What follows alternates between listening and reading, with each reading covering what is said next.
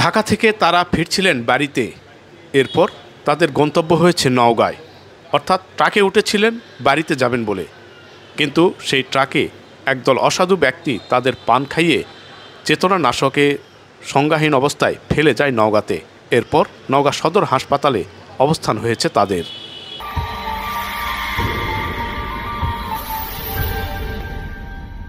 এক একজনের আমরা প্রাথমিকভাবে যেটা জানতে পারছি যে কারো বাড়ি রংপুর গঙ্গাচড়া এবং অনেকের বাড়ি গাইবান্ধায়। গত রাতে তারা ট্রাকে উঠেছিলেন বাড়িতে ফেরার জন্য, কিন্তু সেই ট্রাকটি রংপুরের দিকে না নিয়ে এসেছে নওগাঁয়, অর্থাৎ রাত 12টার দিকে উঠেছিলেন। সেখানে প্রথম দিকে আমরা যে বিষয়টি জানতে পারছিলাম যে তাদেরকে চেতনানাশক খাওয়ানো হয়েছে, এবং চেতনানাশকটি খাওয়ানো হয়েছে বিভিন্ন বিশেষ করে এই পানির সঙ্গে পাউরুটি তারা খেয়েছিলেন, এবং এই পাউরুটি খাওয়ার পর থেকেই প্রত্যেকেই কিন্তু জ্ঞান হারিয়েছেন। এবং এই সময়টাতে এই জাতীয় অসাধু চক্রের কিন্তু জাল অনেক শক্তিশালী হয়ে থাকে।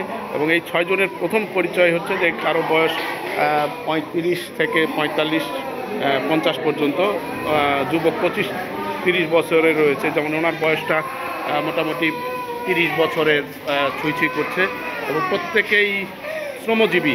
ঢাকাতে তারা কাজ করতেন, ঢাকাতে বিভিন্ন প্রতিষ্ঠানে হয়তো কাজ করতেন, অথবা কোনো দিনমজুরি রিক্সা বা ভ্যান পরিচালনা করতে পারেন। তবে তারা ঈদের ছুটি পেয়েছিলেন, সেই ছুটিতে বাড়িতে ফিরছিলেন। এই মুহূর্তে তাদের কাছ থেকে কিন্তু সর্বস্ব লুটে নেওয়া হয়েছে। টাকা পয়সা, মোবাইল যা ছিল প্রত্যেকেই কিন্তু টাকা পয়সা এই মুহূর্তে তাদের হাত থেকে খোয়া গেছে।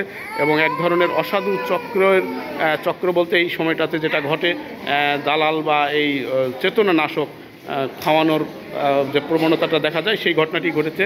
আমরা কিন্তু কারোর সঙ্গে কথা বলতে পারছি না যদিও, তবে প্রথমে একজন পরিচয় তিনি বলছিলেন যে তার বাড়ি গঙ্গাচড়া।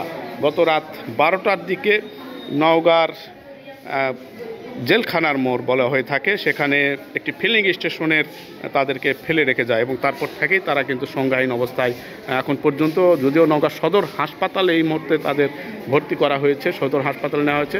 প্রাথমিকভাবে তাদেরকে চিকিৎসা দেওয়া হয়েছে, অ্যান্টিবায়োটিক বা যে ধরনের চিকিৎসায় তাদের চেতনা ফিরতে পারে। তবে গভীর চেতনানাশক দেওয়া হয়েছে, এটা চিকিৎসকদের দিক থেকে কিন্তু বলা হয়েছে। এবং আদৌ কখন জ্ঞান ফিরবে তার কিন্তু কোনো সুনির্দিষ্ট কেউই বলতে পারছে না।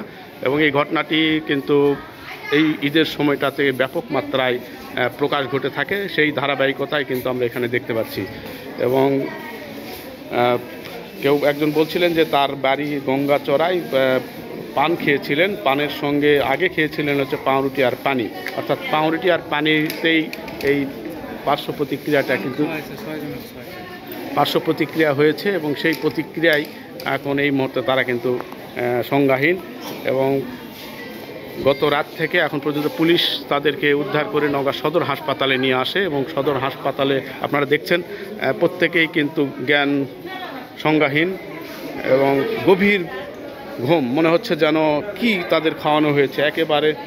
যদি আমরা একটু ক্লোজ করে দেখাই, ইনি কী পেশা ছিলেন, তবে প্রত্যেকের কাছে যে অ্যান্ড্রয়েড ফোন বা টাকা পয়সা ছিল, তারা কিন্তু ঈদের ছুটিতে বাড়িতে ফিরছিলেন, অর্থাৎ অনেক স্বপ্ন নিয়ে বাড়িতে ফিরছিলেন, পরিবার পরিজনের কাছে ফিরবেন। টাকা পয়সা অবশ্যই ছিল, সেই টাকাগুলো কিন্তু তারা লুট করে নিয়ে গেছে। এই বিষয়টি আমাদের জানান দেওয়া রয়েছে যে এই সময়টাতে যারা ঢাকা থেকে বা যে দূর দিগন্তে গন্তব্যে ফিরবেন, অবশ্যই এই জাতীয় সতর্কতা মেনে চলবেন। ভবিষ্যতের যেন এই কর্মকাণ্ডটি আর না ঘটে, সেটাই কিন্তু এখন দেখার বিষয়। তো